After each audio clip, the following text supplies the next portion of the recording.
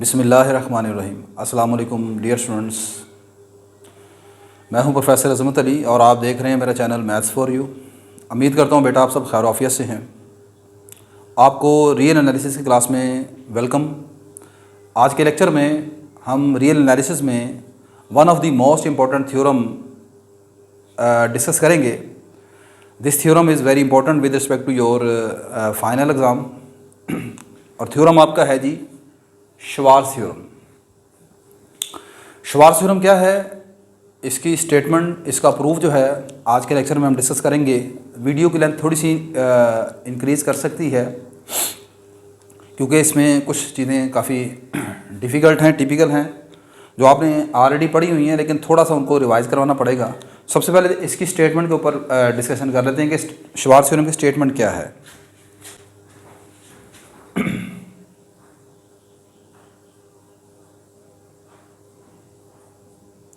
Statement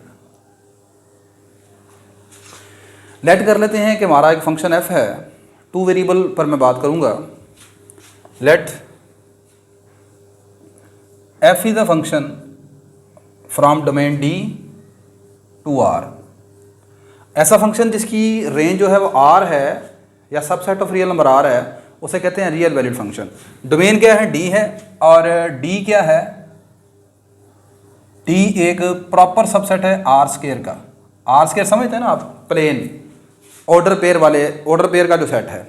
तो late कर लें कि f आपका एक फंक्शन है, is a real valued function, is a real valued function,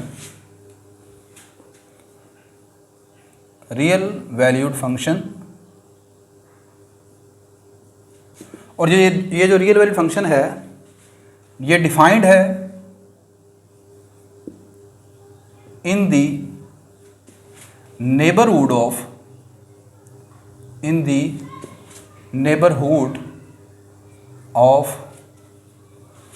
point AB belong to domain D such that अभी हमने क्या सपोज किया है कि मेरे पास एक फंक्शन f है जो एक रियल वैल्यूड फंक्शन है जिसकी डोमेन D है, और D जो है वो प्रॉपर सबसेट है आर स्क्वायर का। R square set of order pairs है, यानी प्लेन है। ठीक है, ये जो फंक्शन है ये AB, ये जो पॉइंट AB है इसकी नेबरहुड में डिफाइंड है। मैं अभी आपको सारा बताता हूँ, बस आप पहले स्टेटमेंट देख लें।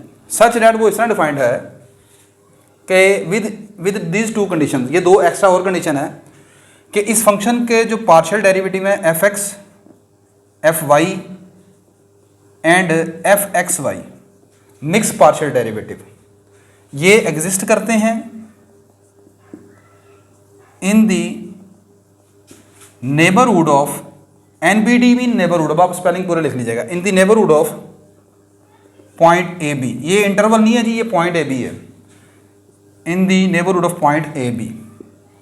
एक कंडीशन ये है कि ये जितने भी आपके पास पार्शियल डेरिवेटिव हैं इस पॉइंट AB की नेबरहुड पर डिफाइंड हैं। दूसरी बात, और फंक्शन भी डिफाइंड था खुद भी। ठीक है, और दूसरी बात ये है कि ये जो मिक्स पार्शियल डेरिवेटिव आपने निकाला है इज कंटिन्यूअस, ये मिक्स पार्शियल डेरिवेटिव कंटिन्यूअस है एट पॉइंट AB। देन अगर कोई फंक्शन इन शराइत को पूरा करता है देन आपका fy(x), ये जो मिक्स पार्शियल डेरिवेटिव है, then fxy at point AB also exist, ये भी एग्जिस्ट करेगा। एंड और अगली बात ये है कि आपका ये जो मिक्स पार्शियल डेरिवेटिव है एट पॉइंट AB, ये बराबर होगा fy(x) एट पॉइंट AB के। ये जो स्टेटमेंट है ये आपकी है श्वार्ज़ थ्योरम की स्टेटमेंट। इस श्वार्ज़ थ्योरम का इस्तेमाल क्या है? एक्चुअली बेटा होता ये है कि आप जब ये मिक्स पार्शियल डेरिवेटिव निकालते हैं किसी फंक्शन के, इन जनरल आपके पास ये जो मिक्स पार्शियल डेरिवेटिव है सम पॉइंट ए बी पर एफ एक्स वाई या एफ वाई एक्स ये आमतौर पर बराबर नहीं होते इन जनरल, ठीक है। They are not symmetrical. Symmetrical mean इनका ऑर्डर चेंज करने से उनकी वैल्यू चेंज हो जाती है। सम टाइम बराबर होते हैं, सम टाइम नहीं होते। लेकिन अगर आपका कोई फंक्शन f इन तमाम कंडीशन को सेटिस्फाइड कर दे, ठीक है, तो फिर हम कह सकते हैं कि आपका वो फंक्शन जो है वो इस सिमेट्रिकल ऑर्डर को सेटिस्फाइड करेगा, यानी कि उसका मिक्स पार्शियल डेरिवेटिव जो है वो आपस में बराबर होंगे। एफ एक्स वाई का आंसर एफ वाई एक्स के बराबर होगा, ठीक है, अगर वो इनको पूरा करता है। और अगली इंपॉर्टेंट बात सुन लें, अगर वो कोई फंक्शन इन शराइत को पूरा नहीं करता तो फिर आपने ये नहीं कहना कि अब वो बराबर नहीं आएगा। बात समझ रहे कि नहीं? अगर कोई फंक्शन श्वार्ट्ज थ्योरम की कंडीशन को सेटिस्फाइड करता है तो फिर पक्की बात है कि मिक्स पार्शियल डेरिवेटिव आपस में बराबर होंगे। लेकिन अगर कोई फंक्शन श्वार्ट्ज थ्योरम की कंडीशंस को सेटिस्फाइड नहीं करता तो देन आप ये कभी भी नहीं कहोगे कि अब भाई बराबर नहीं आएगा, ठीक है। वो तब भी बराबर हो भी सकता है, नहीं भी बराबर हो सकता। हम नेक्स्ट लेक्चर में ऐसी एग्जांपल देखेंगे कि जिसमें आपका फंक्शन श्वार्ट्ज थ्योरम की कंडीशन को सेटिस्फाइड नहीं भी करता तब भी मिक्स पार्शियल डेरिवेटिव आपस में इक्वल है, ठीक है। तो इट मीन्स ये है कि जो श्वार्ट्ज थ्योरम की स्टेटमेंट है this is the sufficient condition, ये नेसेसरी कंडीशन नहीं है, सफिशिएंट है। अगर ऐसा होगा तो फिर ये बराबर हो जाएंगे, अगर ऐसा नहीं भी हुआ तो तब भी बराबर हो सकते हैं, ठीक है। तो ये बात आप याद रखिएगा। अब हम बढ़ते हैं इसके प्रूफ की तरफ, लेकिन उससे पहले चंद एक इंपॉर्टेंट चीज़ें जो यहाँ पर इस थ्योरम में इस्तेमाल होंगी उनका कॉन्सेप्ट आपके जहन में होना चाहिए। मैंने सबसे पहले वर्ड इस्तेमाल किया था नेबरहुड का। How we can define neighbourhood of a point. जब आप बात करते हैं वन वेरिएबल कैलकुलस में, ठीक है, या एक सिंगल वेरिएबल वाले फंक्शन की, तो मेरे पास अगर ये एक x इक्वल टू ए एक पॉइंट है, तो x इक्वल टू ए एक पॉइंट है, तो इसका मुझे नेबरहुड तलाश करना है। तो इसका नेबरहुड कैसे तलाश करेंगे? मैं इस पॉइंट में से एक रियल नंबर डेल्टा माइनस कर लेता हूँ, इसी में एक रियल नंबर डेल्टा प्लस कर लेते हैं। तो अब इस इंटरवल में a माइनस डेल्टा से लेकर a प्लस डेल्टा के दरमियान जितने भी पॉइंट आएंगे वो तमाम के तमाम इस पॉइंट x इक्वल टू ए के क्या कहलाते हैं? नेबरहुड कहलाते हैं। आई होप आपको समझ आ गया होगा। मिसाल के तौर पर मेरे पास फर्ज करें एक पॉइंट है x इक्वल टू 3, मैंने इसका नेबरहुड तलाश करना है। नेबरहुड का आसान मतलब क्या है? नेबरहुड का मतलब है उसके इर्द गिर्द के जितने भी पॉइंट हैं, ठीक है ना।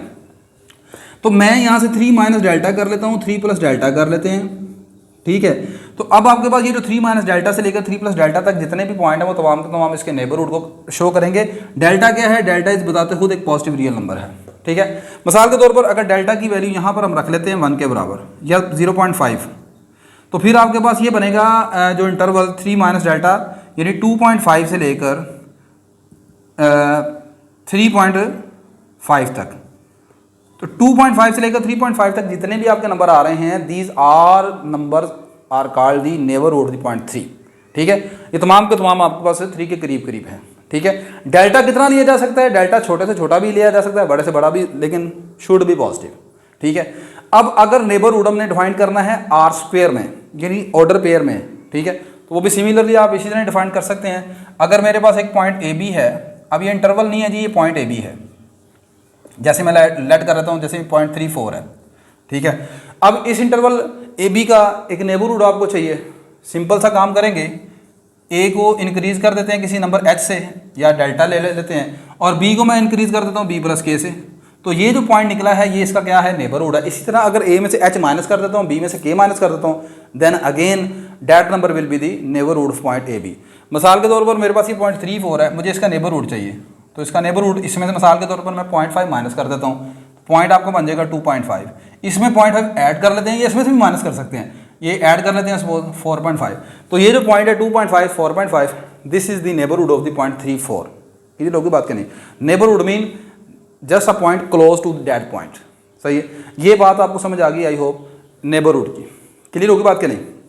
नेक्स्ट अगली चीज़ इसमें हमने पार्शियल डेरिवेटिव का वर्ड इस्तेमाल किया, derivatives, partial derivative. Partial derivative का कंसेप्ट अब आपके जहन में होना चाहिए। अब पार्शियल डेरिवेटिव को कैसे डिफाइन करते हैं वो देख लेते हैं।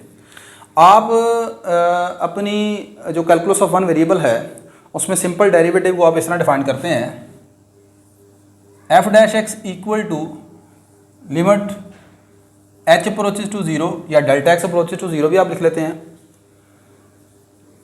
F of X plus H minus F of X over H. This is called the derivative of the function F when limit H approach to 0। अब आपके पास पार्शियल डेरिवेटिव ऑफ एफ आपने उसका फार्मूला बनाना है, यानी मुझे फार्मूला चाहिए इसका partial F over partial x का, जिसको मैं आप इसमें रिप्रेजेंट करते हैं एफ के, यहाँ पर एक्स लिखते हैं। This represent the partial derivative of F with respect to X. अब जैसा कि आपको कंसेप्ट पता है कि जो फंक्शन एफ है उसका जो पार्शियल डेरिवेटिव हम विद रिस्पेक्ट टू एक्स लेते हैं, तो एक्स के विद रिस्पेक्ट जब लेते हैं तो वाई कांस्टेंट होगा। वाई क्या होगा? कांस्टेंट होगा। तो इसके पार्शियल डेरिवेटिव को आप इस तरह लिखोगे, limit H approach to 0 F of X plus H comma Y minus F of x comma Y over H. बात समझे कि नहीं? क्योंकि पार्शियल डेरिवेटिव का कॉन्सेप्ट है कम से कम 2 वेरिएबल्स के लिए, सही है। तो अब आपके पास जो एफ की ब्रैकेट्स में यहाँ पर जो नंबर लिखे जा रहे हैं वो ऑर्डर पेयर की शक्ल में लिखे जा रहे हैं, X comma Y, X plus H comma Y. अब देखें, आप निकाल रहे हैं derivative with respect to X, partial derivative with respect to X निकाल रहे हैं, तो आपका यहाँ पर बेटा जो वाई है ना, ये जो वाई है दिस विल बी कांस्टेंट। ये कांस्टेंट होगा, ये चेंज नहीं होगा। तो चेंज किस में आएगी? एक्स वाले कंपोनेंट में। तो एक्स वाला कंपोनेंट ये पहले एक्स प्लस एच आ गया, बाद में क्या आ गया? एक्स आ गया। क्लियर होगी बात कि नहीं? इसी तरह ही मिसाल के तौर पर आप निकालते हैं यहाँ से partial F over partial Y, उसको हम रिप्रेजेंट कर लेते हैं इस तरीके से एफ वाई से। तो वो क्या बन जाएगा? लिमिट एच की जगह आ जाएगा के अप्रोचेस टू 0 एफ ऑफ, अब आपका वाई के विद रिस्पेक्ट हो तो वाई में चेंज आएगी, सही है। और वाई में जो चेंज आ रही है मैं उसको ऐसे लिख रहा हूँ, एक्स कोमा वाई प्लस के माइनस एफ एक्स वाई। अब मैं वाई वाला कंपोनेंट जो चेंज कर रहा हूँ वो कैसे चेंज कर रहा हूँ? वाई प्लस के से, ठीक है, ओवर अब यहाँ पर के आ जाएगा। क्लियर होगी बात करें? अच्छा, अब यहाँ पर फर्ज करें ये जो मेरा पार्शियल डेरिवेटिव मैंने निकाला है एफ ऑफ एक्स का, ये निकाला है एक्स कोमा वाई के लिए, एक्स और वाई के लिए। अगर मैं फर्ज करें यहाँ पर पॉइंट ए बी लेट कर लेता हूँ, तो इस डेफिनेशन को मैं ऐसे लिख सकता हूँ, partial F over partial X at point A B can be written as limit H approaches to 0, X की जगह क्या पुट करना आपने? ए, और वाई की जगह क्या पुट करना? एच। वाई की जगह क्या पुट करना? बी। तो ये आ जाएगा a plus H comma b minus F of a comma b over h. तो आई होप कि आपको ये समझ आ रही होगी कि पार्शियल डेरिवेटिव का जो कंसेप्ट है वो ये है कि जब आप विद रिस्पेक्ट टू एक्स करेंगे तो एक्स के कंपोनेंट में वेरिएशन आएगी, वाई कंपोनेंट चेंज नहीं होगा, ठीक है। पॉइंट आप ए बी रख लें, एक्स कोमा वाई रख लें, जर्नल कुछ भी पॉइंट आप रख सकते हैं। लास्टली यहाँ पर जो इंपॉर्टेंट चीज़ है वो है जी, अब मैं partial derivative, mix partial derivative निकालना चाह रहा हूँ एफ एक्स वाई का, ठीक है, एफ एक्स वाई। ये क्या है? ये मेरे पास है partial derivative of y, partial derivative of f of x. F x का partial derivative with respect to Y है, ठीक है। और फर्दर जिसे आप समटाइम ऐसे भी लिख लेते हैं, partial over partial Y partial F over partial X, ऐसे ही है ना। अब आप जरा गौर कीजिएगा इस स्टेटमेंट पर। यहाँ पर अब आपने पार्शियल डेरिवेटिव किसका लिया है? आपका फंक्शन जो है वो एफ एक्स, यानी कि एफ के नीचे एक्स है, ये वाला कंसेप्ट इस्तेमाल करेंगे। अब पार्शियल डेरिवेटिव किसके लिए हासिल कर रहे हैं आप? With respect to Y. तो वाई के विद रिस्पेक्ट में आ रहे हैं, तो चेंजिंग किस में आनी चाहिए? वाई में चेंजिंग आनी चाहिए, ठीक है। वाई कंपोनेंट में चेंज आना चाहिए, एक्स कंपोनेंट में चेंज नहीं आना। यही फार्मूला लिखेंगे, मैं पॉइंट ए बी के ऊपर ही निकाल रहा हूँ इसे। तो ये कैसे बनेगा? लिमिट के अप्रोचेस टू 0, क्योंकि विद रिस्पेक्ट टू वाई आप निकाल रहे हैं, तो वाई कंपोनेंट के लिए मैंने के चूज कर लिया। फंक्शन किसका डेरिवेटिव ले रहे हैं आप? ये एफ एक्स का, सही है। तो यहाँ पर लिखूंगा एफ एक्स, किस में तब्दीली आनी है? वाई कंपोनेंट में। तो ये आ गया ए कोमा बी प्लस के माइनस एफ एक्स ए कोमा बी। तो बी कंपोनेंट चेंज होगा, बी प्लस के बी ओवर ये के आ जाएगा। आई होप कि आपको समझ आ गई होगी। अच्छा, नेक्स्ट इसमें जो सबसे इंपॉर्टेंट चीज़ है ना जी, आप याद रखिएगा, this is one of the जो आपका समझ लें कि कंसेप्ट है, वो कंसेप्ट ये है, आप एस.सी. मलिक, सविता अरोड़ा की मैथमेटिकल एनालिसिस की बुक देखें, या शांति नारायण जो हैं उनकी बुक देखें रियल एनालिसिस की। इन दोनों ऑथर्स ने आपके जो ये मिक्स पार्शियल डेरिवेटिव हैं, मतलब ये जैसे एफ एक्स वाई है, वो हम यहाँ पर इसका मतलब लेते हैं ऐसे, मैं यहाँ पर इसका मतलब ये ले रहा हूँ, ये चीज़ मतलब पहले f का डेरिवेटिव लिया विद रिस्पेक्ट टू x, बाद में y अप्लाई किया। बात समझ आ रही कि नहीं आ रही? अच्छा, उनकी जो नोटेशन है ना, उनकी नोटेशन इसके लिए कि पहले वो f का डेरिवेटिव लेंगे विद रिस्पेक्ट टू x, बाद में y लेंगे, वो अपनी बुक में इसको इससे नहीं डिनोट करते, वो इसको ऐसे डिनोट कर रहे हैं f(y(x) से। बात समझ आ रही कि नहीं आ रही? तो इसका तरह यहाँ पर ख्याल रखेंगे। मैं यहाँ पर जब अपना प्रूफ करूँगा तो मैंने जब ये f(y(x) लिखना है तो मैं साथ लिख दूंगा कि here I am denoting that f(y(x) equal to this है। सही है, f(y(x) का मतलब ये है, जबकि मतलब मेरा ये इस नोटेशन का मतलब ये होगा। सही है।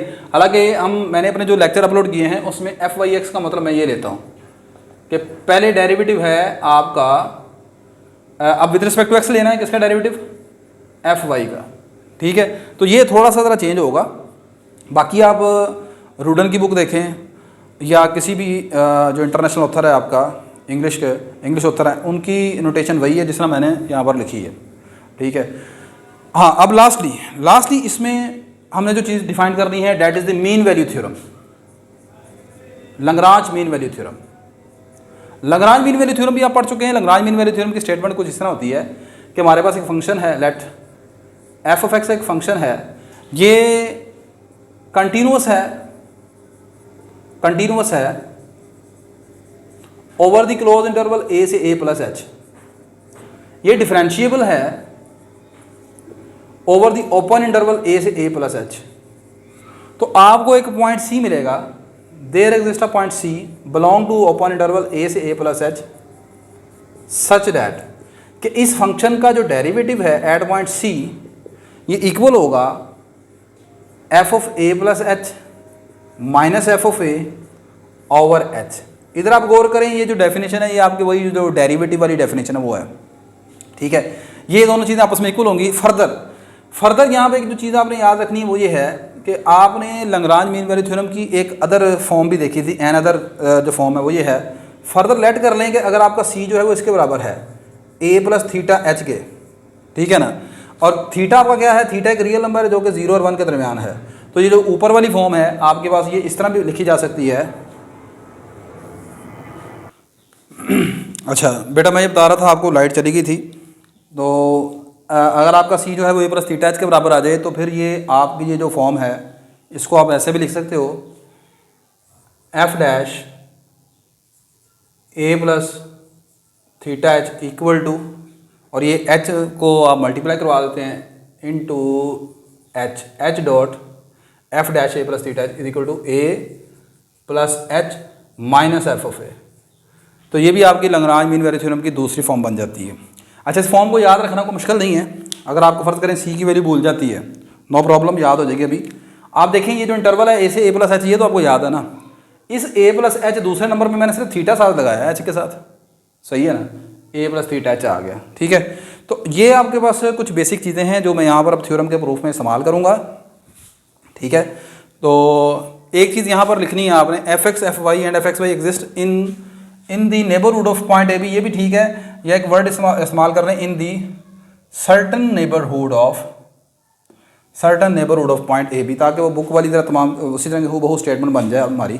ठीक है, तो ये जनाब टोटल जो सारा मतलब कॉन्सेप्ट है इसका वो ये है।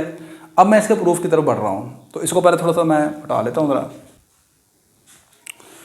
ये बेटा स्टेटमेंट आप ऐसे करें, अपने पास सामने लिख के रख लीजिएगा। ठीक है, मेरे पास जगह कम है इसलिए मैंने मिटा दिया है। अब हम बढ़ते हैं इसके प्रूफ की तरफ।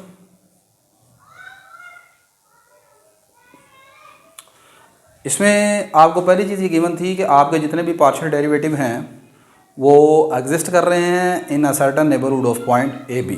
ठीक है, तो पहले वो लाइन लिख लेते हैं। It is given that all partial derivative f(x), f(y), f(x), y) exist in certain neighborhood of point a b। अब आप लेट कर लेते हैं, हम let a plus h comma b plus k is a point is a point in certain neighborhood of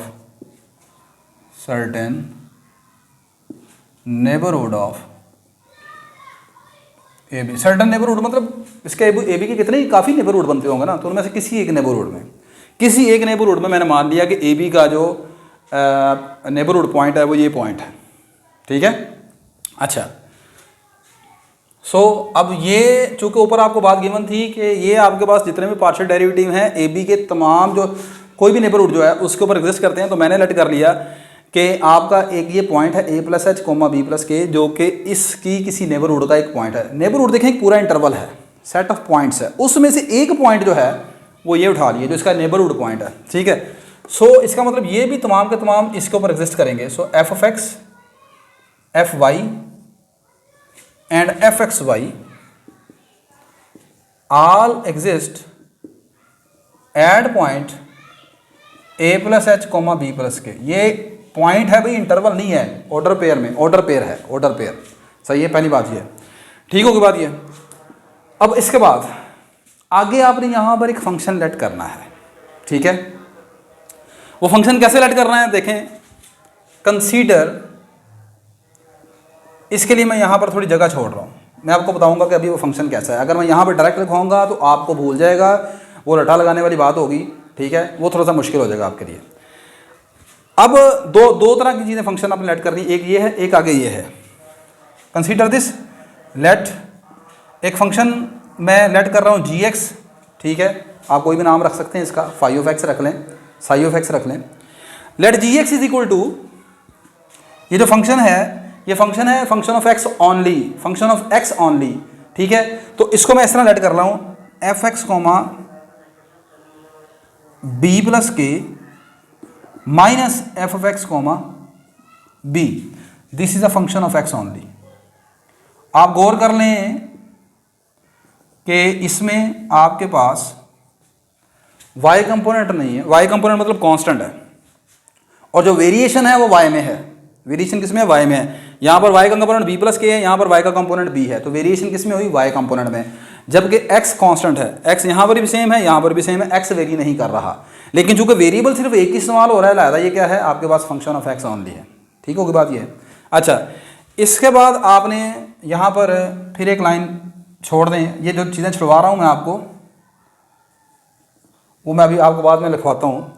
आपने बस इस चीज़ को याद रखना है, इस चीज़ को याद रखना है। बात समझ आ रही कि नहीं आ रही? ये जो फंक्शन आपने लेट किया बस यही याद रखना है। अब आपको कुछ याद करने की ज़रूरत नहीं है, सब कुछ आपको याद हो जाएगा, सब स्टेप बाय स्टेप आप चलते जाएंगे, अब सब कुछ याद हो जाएगा, ठीक है। अच्छा, मुझे बताएं, मैं यहाँ पर आपको कहूँगा इसका डेरिवेटिव निकालें तो वो क्या निकलता है?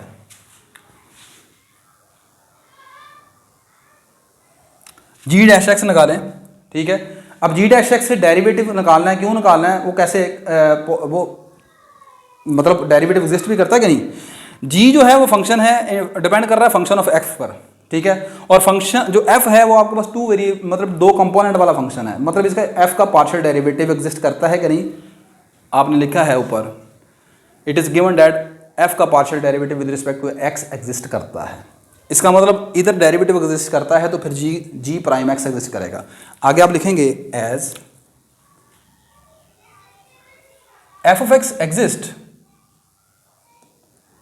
in neighborhood of AB, so g dash x exist।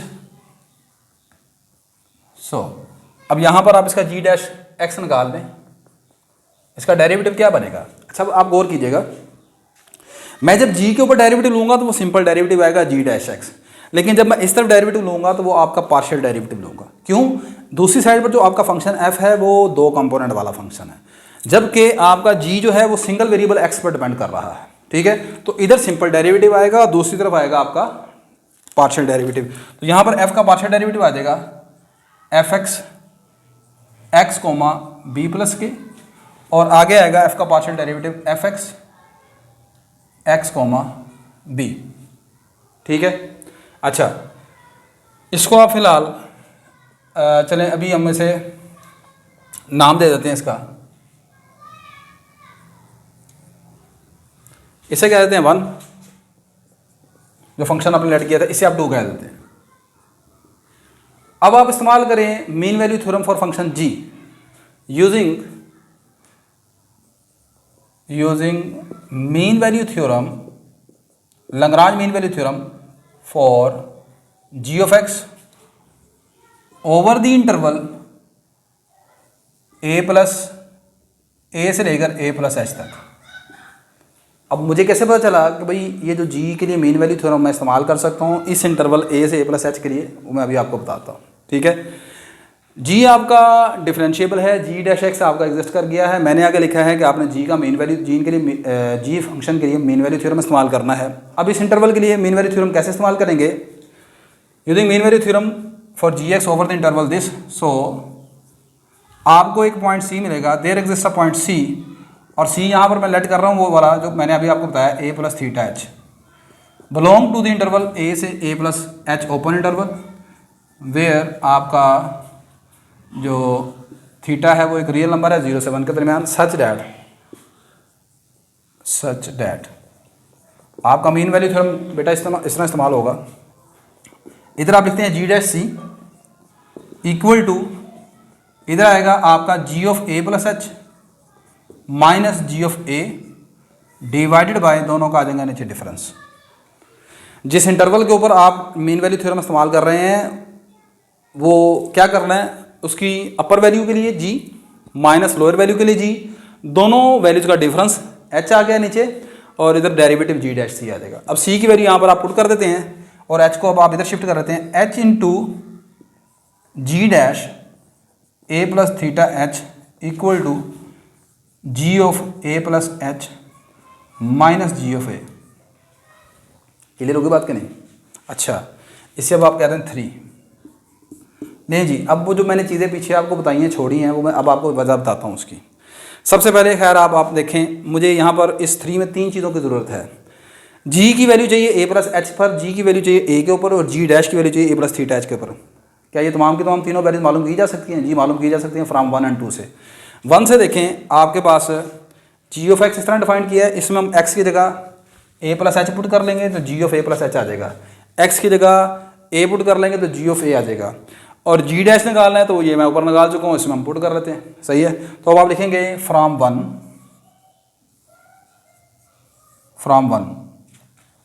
1 से आप पहले निकालें इसकी वैल्यू g ऑफ a की। g ऑफ a की वैल्यू क्या आएगी? x की जगह a पुट करते हैं, यहाँ पर x की जगह a पुट करेंगे आ जाएगा f of a comma b plus के minus F of a comma b। x की जगह a पुट किया है मैंने, और कुछ नहीं किया यहाँ पर। ठीक है, एंड अब आप x की जगह a प्लस एच पुट कर दें, g of a plus H, वो क्या बन जाएगा? यहाँ पर x की जगह a प्लस एच पुट करें, ये आ जाएगा f of a plus H comma b plus के minus f of a plus H comma b। I hope कि आपको समझ आ गई होगी। मैंने जस्ट क्या किया है, x की जगह a पुट किया इतने हिस्से में, तो मेरे पास ये सारा बन गया f of a comma b plus K f of a b। फिर मैंने x की जगह a प्लस एच पुट किया, यह आ गया a plus H comma b plus K और a plus H comma b। ये मेरे पास किसकी वैल्यू निकल आई है? इस क्वेश्चन नंबर 3 की राइट साइड की वैल्यू निकल आई है। अब मुझे चाहिए जी डैश a प्लस एच। अब इसका मैं इसको इस्तेमाल करूंगा क्वेश्चन नंबर 2 को, यूजिंग टू फ्रॉम टू। ठीक है, 2 में अब आप पुट कर दें ये g dash a plus theta h from to g dash a plus theta h equal to, जहाँ जहाँ पर आपका x है ब्रैकेट्स में, नीचे नहीं, नीचे तो पार्शियल डेरिवेटिव वाला x है ना, वहाँ पर x की जगह आपने क्या पुट करना है? a plus theta h. तो ये बेटा आपके पास आ जाएगा a plus theta H comma b plus के minus a plus theta H comma b। ठीक है, इन तमाम वैल्यूज को अब आप पुट कर दें क्वेश्चन नंबर 3 में। Put all values in 3, put all values in 3 we have. इन तमाम वैल्यूज़ को जब आप क्वेश्चन नंबर 3 में पुट करेंगे तो देखें जी, आपके पास ये आएगा h इंटू जी डैश, h इंटू जी डैश, ये सारा जी डैश आपका निकला है सारा, f x a plus theta H comma B plus के minus f x a plus theta H comma b. Clear होगी बात क्या नहीं? Equal to g of A plus h, ये सारा रहा g of A plus h. ये जनाब मेरे पास आ गया f of A plus H comma B plus के minus F of A plus H comma B. ये मैंने किसकी वैल्यू पुट कर दी है? पहली वैल्यू की, जी ऑफ ए प्लस एच की, माइनस आगे क्या है? G of A. Ji of ए की वैल्यू क्या है? ये ऊपर सारी लिखी हुई है, f of a comma B plus के minus F of a comma b. अब आपने जो यहाँ पर शुरू में मैं आपको लाइन छुड़वा कर आया हूँ, वो लाइन अब आपने लिखनी है। वो क्या है? ये जो सारी साइड, आप गौर करें, ये जो सारी साइड है एफ वाली, ये तमाम की तमाम साइड यहाँ से लेकर, यानी ये सारी, इसमें नंबर हैं, वेरिएबल कोई नहीं है, ये कांस्टेंट है, सही है। एच और के में है और ए बी में है। इस सारी चीज़ को मैं यहाँ पर लेट करूँगा फाई एच कोमा के, एक फंक्शन रख लेते हैं फाई एच कोमा के, इसको मैंने यहाँ पर शुरू में लिखना है आप, ठीक है। तो अगर मैं शुरू में आपको बताता तो शायद आपके लिए मुश्किल होता, आपको याद ना रहता, सही है। तो आपने यहाँ पर लिखना है कंसीडर, इस कंसीडर की जगह वो वाला सारा फंक्शन लिखना है, consider phi of h comma k equal to, ये आएगा f of A plus H comma B plus के minus F of A plus H comma b. ए किसा ये है, इसका आगे है minus F of a comma B plus के minus F of a comma B.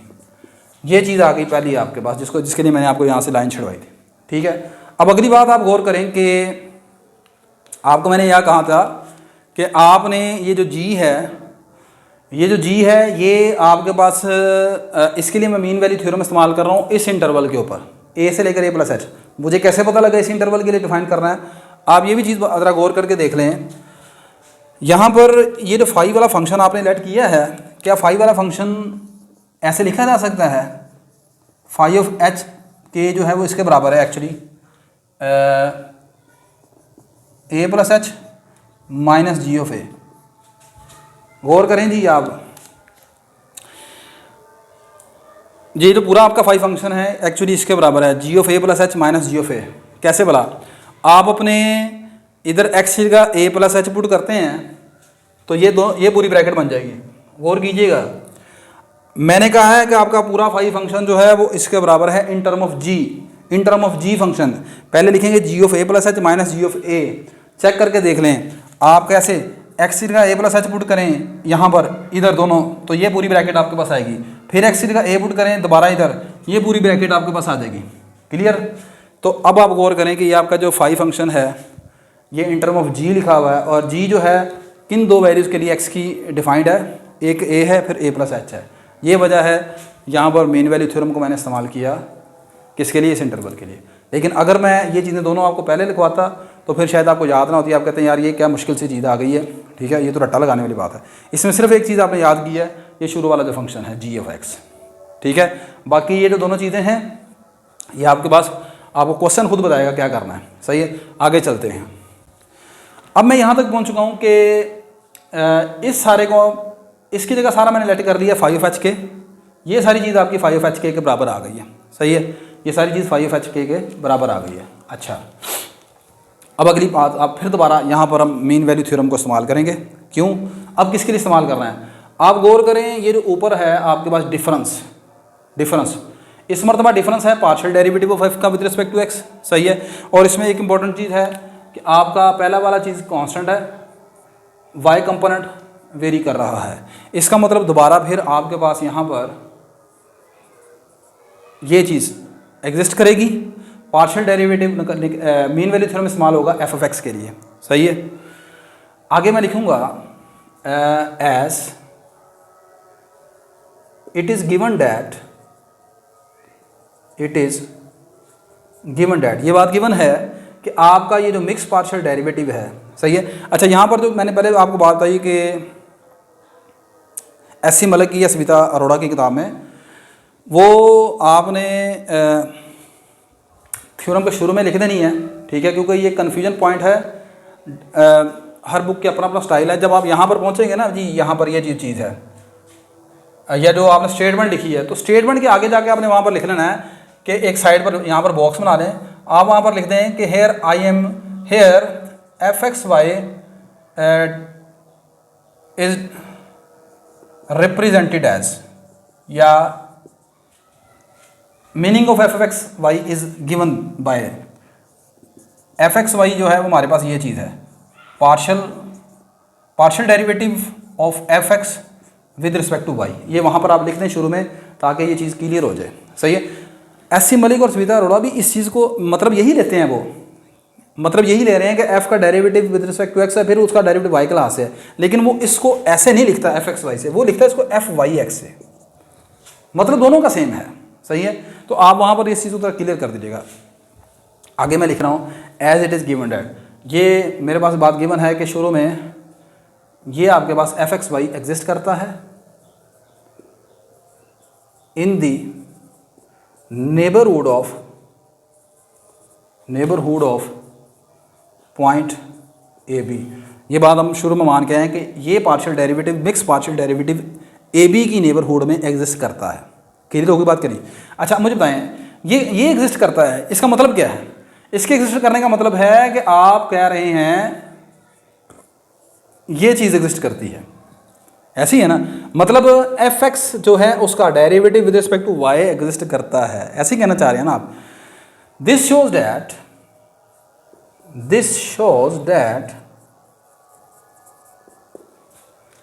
F X, ये जो है एफ एक्स इज डिराइवेबल, यानी डेरिवेटिव एग्जिस्ट करता है, is derivable with respect to y, with respect to y in interval. अब कौन सा इंटरवल है आप गौर करें, मैंने इसके ऊपर मीन वैल्यू थ्योरम इस्तेमाल करना है। किस इंटरवल में इस्तेमाल करूंगा? किस में वेरिएशन है? वाई में वेरिएशन है, वाई कंपोनेंट बी प्लस के बी, एक्स चेंज नहीं हो रहा, तो इंटरवल मेरा बनेगा इन ओपन इंटरवल बी से लेकर बी प्लस के, इस इंटरवल में ये डेराइवेबल है। अच्छा, अब अगर ये सुन लें, अगर ये सारी लाइन आपको लिखना मुश्किल लगती है तो आप सिंपल ये लिख सकते हैं लाइन। वैसे तो ये सारी बात लिखें तो अच्छी बात है, अगर आपको ये सारी चीज़ लिखना मुश्किल लगती है तो दो मरतबा हमने मीन वैल्यू थ्योरम इस्तेमाल करना है, एक पहले फंक्शन जी के लिए और एक मरतबा जब आप यहाँ पर पहुँच गए हैं तो दोबारा इस्तेमाल करना है। किसके लिए? इसकी जगह आप ये लाइन लिख सकते हैं simple, again using mean value Lagrange mean value theorem for F x, इस मरतबा इसके लिए इस्तेमाल करेंगे इन इंटरवल तो आपको याद होगा ना, ओपन इंटरवल बी से लेकर बी प्लस के तक, इसके लिए इस्तेमाल करेंगे। ये सारी लाइन जो आपको लिखना मुश्किल लग रही है तो इसकी जगह आप सीधा सीधा ये लिख सकते हैं। ठीक है, आई होप कि आपको याद हो गया होगा। अब इसके लिए मीन वैल्यू थ्योरम इस्तेमाल करेंगे, बस क्वेश्चन खत्म होने लगा। अभी मैं इसको पहले मिटा लेता हूँ ज़रा। ले बेटा, मैं बात कर रहा था कि इसके लिए अब हमने मीन वैल्यू थ्योरम इस्तेमाल करना है एफ एक्स के लिए। इंटरवल हमारा होगा बी से बी प्लस के। सिमिलरली आपके पास दोबारा एक सी डैश एक पॉइंट मिलेगा आपको सेंट ओपन इंटरवल में से। ये सारा काम आपने रफ वर्क में आपको समझाने के लिए कर रहा हूँ। आपको सी डैश मिलेगा इस ओपन इंटरवल बी से बी प्लस के में, ठीक है, सच डैट कि सी डैश इसमें तो हम लेट करेंगे इस तरह, जैसे मैंने पहले लेट किया था ए प्लस थीटा एच के लिए, ए प्लस थीटा एच, तो यहाँ पर एंड पॉइंट बी प्लस के है तो इसको आप लेट कर लोगे इस तरह बी प्लस थीटा डैश के, और थीटा डैश आपका है 0 और 1 के दरमियान। क्लियर होगी बात ये? अच्छा, अब चूँकि ये जो आप इस मरतबा इस्तेमाल कर रहे हैं मीन वैल्यू थ्योरम, किसके लिए इस्तेमाल कर रहे हैं? एफ एक्स के लिए, और वो फंक्शन है 2 कंपोनेंट वाला। ठीक है, तो इस मरतबा जो मीन वैल्यू थ्योरम की स्टेटमेंट कुछ बनेगी ना, वो कुछ इस तरह होगी। देखो ज़रा, इस तरफ हमने लिखना है मीन वैल्यू थ्योरम किसके ऊपर अप्लाई हो रहा है? एफ एक्स के ऊपर अप्लाई हो रहा है। एफ एक्स के ऊपर, किसके लिहाज से, विद रिस्पेक्ट टू वाई के विद रिस्पेक्ट। तो यहाँ पर लिखूंगा एफ एक्स वाई, ठीक है। अगली चीज़ आगे मैंने लिखा था यहाँ पर सी डैश, लेकिन इस मरतबा सी डैश किस तरह का होगा पता है आपको, क्योंकि ये 2 वेरिएबल वाला है, तो 2 वेरिएबल में कौन सा कंपोनेंट चेंज नहीं हो रहा, एक्स कंपोनेंट। तो पहले तो मैं इसका लिखूंगा एक्स कंपोनेंट ए प्लस थीटा एच, आगे मैंने लिखना है वाई कंपोनेंट। अब वो वाई कंपोनेंट जब उसकी जगह मैं ये सी डैश लिखूंगा, बी प्लस थीटा डैश के इक्वल टू आगे ये सारा डिफरेंस आएगा, सही है,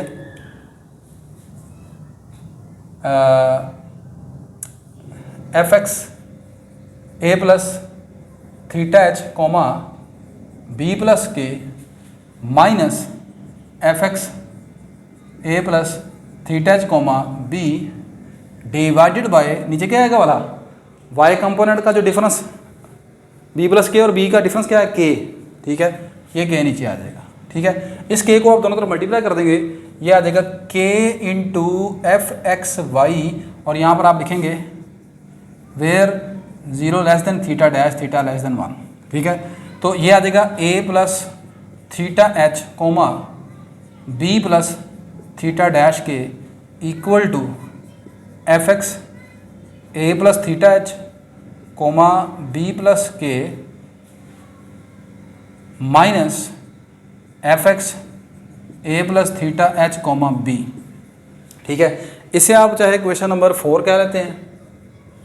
अब ये तमाम की तमाम वैल्यूज उठा के 4 में पुट कर दें, पुट इन 4।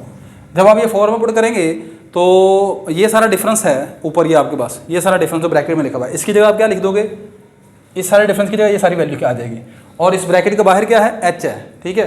तो ये आ जाएगा h k into f x Y ए plus theta H comma B plus theta dash के इक्वल टू किसके आ गया सारा, ये सारा किसके इक्वल है, ये इसके इक्वल था, और आगे सारा किसके इक्वल है, फाई एच के, ठीक है, फाई एच के।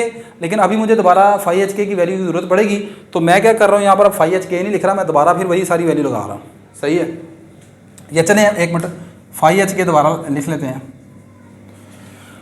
अब उसके बाद मैं यहाँ से एच के मल्टीप्लाई और दोनों तरफ से डिवाइड करवा देते हैं, तो ये आपके पास आ जाएगा जी इस तरह, f x y into a plus theta H comma B plus theta dash के equal to 1 over h k phi of h k आ गया। अब फाई ऑफ एच के की वैल्यू दोबारा पुट कर दें, यहाँ पर पुट वैल्यू फाई एच के, ये आ जाएगा एफ एक्स वाई ए plus theta H comma B plus theta dash के इक्वल टू 1 ओवर एच। आप ज़रा गौर से देखिएगा, फाई एच के की वैल्यू ये सारी है हमारे पास, ये दोनों, या उधर भी मैंने लिखी हुई थी, ये सारी वैल्यू है फाई ऑफ एच के की, ठीक है। इस वैल्यू में यहाँ से इन दोनों ब्रैकेट्स में आप गौर करें किस में चेंजिंग है, वाई कंपोनेंट में या एक्स कंपोनेंट में, दोनों ब्रैकेट्स में। यहाँ पर भी आपके पास वाई चेंज हो रहा है और यहाँ पर भी वाई कंपोनेंट चेंज हो रहा है, दोनों में एक्स चेंज नहीं हो रहा। तो वाई कंपोनेंट के लिए कांस्टेंट कौन सा है, के है। तो मैं क्या करने लगा हूँ, मैंने ये 1 ओवर एच को बाहर रख लिया है, एक स्टेप सिर्फ डायरेक्ट कर रहा हूँ क्योंकि क्वेश्चन काफ़ी लेंथी हो गया।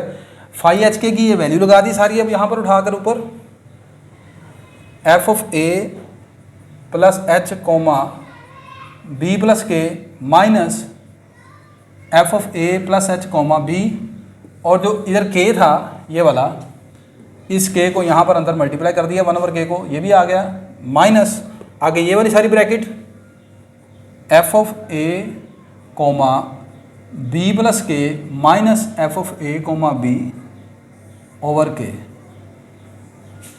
क्लियर होगी बात कि नहीं? अच्छा, अब आप ये गौर करें,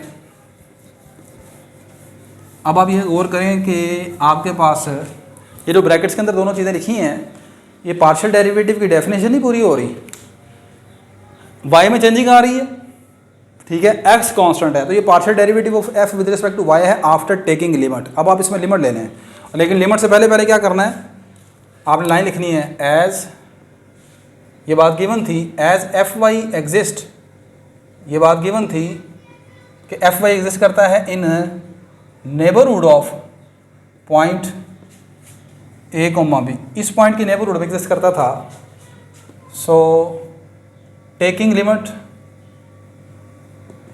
so after taking limit k approaches to 0 on both sides we have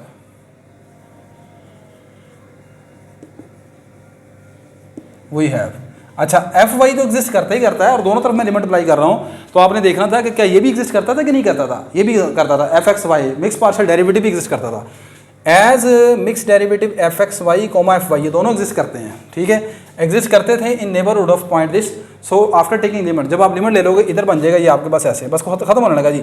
limit के approaches to 0 F x Y A plus theta H comma B plus theta dash के इक्वल टू, इधर जब आप मैं डायरेक्ट अब लिमिट लिखना हो, जब इसके ऊपर आप लिमिट अप्लाई करोगे बेटा, ये पहली जो ब्रैकेट है सारी, अब मैं दोबारा नहीं लिख रहा, इस पर लिमिट आप देखो मैंने यहाँ पर लिमिट अप्लाई कर दी है, ये लो।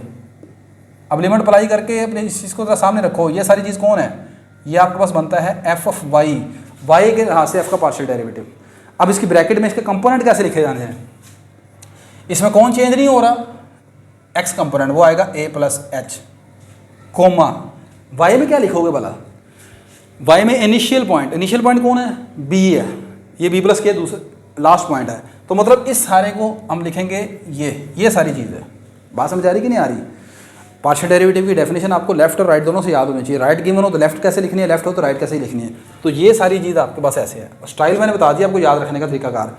देखो जी, इसमें एक्स चेंज नहीं हो रहा तो वो आ गया ऐसे ही, इसमें वाई चेंज हो रहा है तो इसका मतलब मुझे वाई का पार्शियल डेरिवेटिव लिखा है एफ वाई।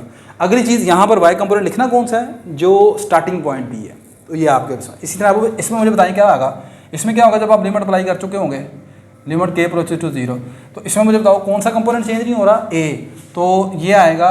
और अब चूँकि चेंज कौन हो रहा है, वाई कंपोनेंट, तो ये पार्शियल डेरिवेटिव आएगा विद रिस्पेक्ट टू वाई। आगे इसमें ए कांस्टेंट है, ए वैसे ही आ जाएगा, और स्टार्टिंग पॉइंट कौन है इसमें, बी, तो ये दूसरी चीज़ इस तरह आ जाएगी। ठीक होगी बात। आखिरी चीज़, अब आप जब इसको इन दोनों को एच पर डिवाइड कर देंगे, नीचे एच आ जाएगा। अब आप ज़रा गौर करें, इस ब्रैकेट में फिर दो वैल्यूज़ हैं, दोनों का डिफरेंस है। मेन चीज़ इसमें partial derivative mean value theorem बार बार का इस्तेमाल है, सही है। अब आप गौर करो कि इसमें किस में वेरिएशन है, इसमें मतलब वाई कांस्टेंट है, एक्स में वेरिएशन है ए प्लस एच। इसका मतलब ये है कि अब आप दोबारा जब इसमें लिमिट लोगे ना एच अप्रोचेस टू 0, तो ये दोबारा आपका आएगा partial derivative with respect to X, ठीक है। अब आप आगे फिर लिखोगे taking limit h approaches to 0 on both sides, और इससे पहले आप लिखें as F x and F x y, again f x Y exist in neighbourhood of point A B. So ये लाइन बार बार लिखनी पड़ेगी जब भी आप लिमिट अप्लाई करेंगे, सही है, चूँकि ये दोनों आपके पास एग्जिस्ट करते हैं इसकी नेबरहुड में, सही है। तो आपने यहाँ पर इसको लिमिट लिख ली इसकी, ठीक है। और अगली चीज़ ये है कि आपने एक चीज़ थी जो अभी तक इस्तेमाल हुई श्वार्ट्ज़ थ्योरम में, जो सेकंड स्टेटमेंट थी, एक तो ये था कि इसकी नेबरहुड में डिफाइंड है, दूसरा ये भी श्वार्ट्ज़ थ्योरम में लिखा था कि F x Y at A B is continuous, ठीक है। ये भी हम बाद में लिखते हैं, अभी ये आगे आएगा। अभी मैं दोबारा यहाँ पर एच के लास्ट लिमिट लेने लगा हूँ। टेकिंग ये as F x and F x Y exist in neighbourhood of A B, so taking limit H approaches on both side we have, दोनों तरफ आप लिमिट अप्लाई कर दें, ये आएगा लिमिट एच अप्रोचेस टू 0, पहले लिमिट लिखी है लिमिट के approaches to 0 F x Y A plus theta H comma B plus theta dash के equal to limit H approaches to 0 f y A plus H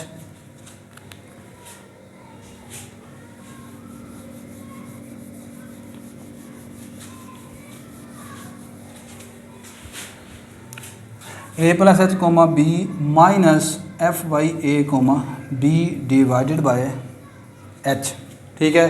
ले जी, ये सारी चीज़ आपके पास आ गई सिंपल, इसके बराबर एफ वाई एक्स दोनों में स्टार्टिंग पॉइंट यहाँ पर जो वेरिएशन है किस में है, ए एक्स वाले कंपोनेंट में है, लेकिन एक्स का कंपोनेंट स्टार्टिंग कौन है, ए है, और इधर आपके पास क्या है वाई कंपोनेंट कांस्टेंट है, ये बी आ गया। और इसके साथ ही आगे आप लिखें, अब यहाँ पर भी आप साथ ही लिखते हैं इधर साथ ही एक स्टेप में, and using the continuity of F x Y at point A B, और इसकी कंटिन्यूटी को भी इस्तेमाल करना। अब कंटिन्यूटी की जब आप इस्तेमाल करते हैं तो फिर आप जानते हैं कंटिन्यूटी फंक्शन कंटिन्यूस कब होता है कि जब आपका फंक्शन की लिमिट भी एग्जिस्ट करे, और दूसरी बात यह है कि लिमिट एग्जिस्ट करती है और एग्जैक्टली फंक्शन का जो आंसर है उस पॉइंट के ऊपर बराबर होना चाहिए। तो अब चूंकि ये चीज़ ये है कि ये फंक्शन आपका कंटिन्यूस है, ये बात गिवन है, लिहाजा लिमिट एग्जिस्ट करेगी। तो ज़रा चेक करें आप एच और के की जगह जब 0 0 पुट करेंगे तो ये चीज़ आपके पास क्या आएगी, एच की जगह यहाँ 0 पुट करें ये सारा 0 हो जाएगा, के की जगह यहाँ 0 पुट करें ये सारा 0 हो जाएगा, ये आ जाएगा F x Y A comma B equal to F Y X. सही है। लास्ट में जब यहाँ पर आपने पहुँचना है तो यहाँ पर दोनों तीनों चीज़ें इकट्ठी इस्तेमाल कर लें। टेकिंग लिमिट एच ये as F x Y exist in neighbourhood of A b, ठीक है। So by taking limit H approach to 0 on both side and using the continuity of f x Y at point A b, hence we have, ठीक है। तो ये आपने जनाब proof कर दिया। वीडियो की लेंथ नो डाउट इंक्रीज़ कर गई है, मैंने पहले बताया था, ठीक है। लेकिन जब स्टेप बाय स्टेप चीज़ों को थोड़ा सा एक्सप्लेन करना होता है तो फिर ये चीज़ें तो ज़ाहिर सी बातें होती हैं। वीडियो अच्छी लगी तो लाजमन लाइक कर लीजिएगा, शेयर कर लीजिएगा, और दिल करे तो चैनल को सब्सक्राइब कर लीजिएगा। इंशाल्लाह नेक्स्ट लेक्चर में हम शवार्ज़ थ्योरम से रिलेटेड कुछ प्रॉब्लम जो हैं उनको डिस्कस करेंगे। तब तक के लिए मुझे इजाज़त दीजिए। अल्लाह हाफिज़।